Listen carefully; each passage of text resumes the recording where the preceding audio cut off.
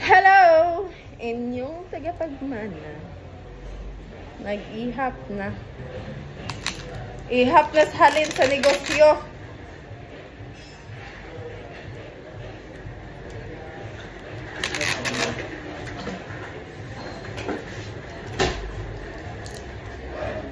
So, yung aniyan siya para ato ipabaylo sa 7-Eleven.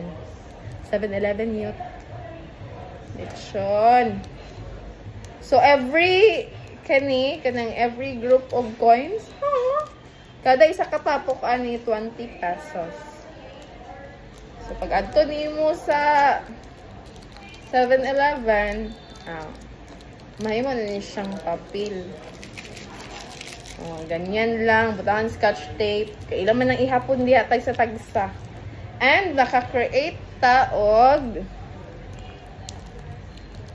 I think 1 month? 1 month sa Rodney? Or around 3 weeks naman ata. Mauna ni among natigom sa amuhang water dispenser. 1, 2, 3, 4, 5, 6.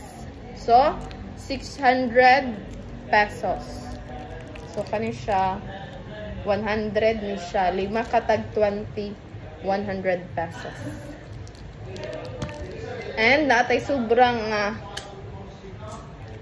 isa ka 20. Ato na lang ibalik sa atuang kaban. Kay if na ay magpasukli para sa atong tubig, natay pang sukli. Ang gawin. So, muna itong kaban. Atong mga halin. Naapo diri ang mga print. Kay para asa man ni. So, in case mag-crave me, admins, diri na mo kukaon ang amuhang pang snack. Muna siya atong mga ways and means para malibre. Good morning! Nasidada ni ma'am, oh. Okay.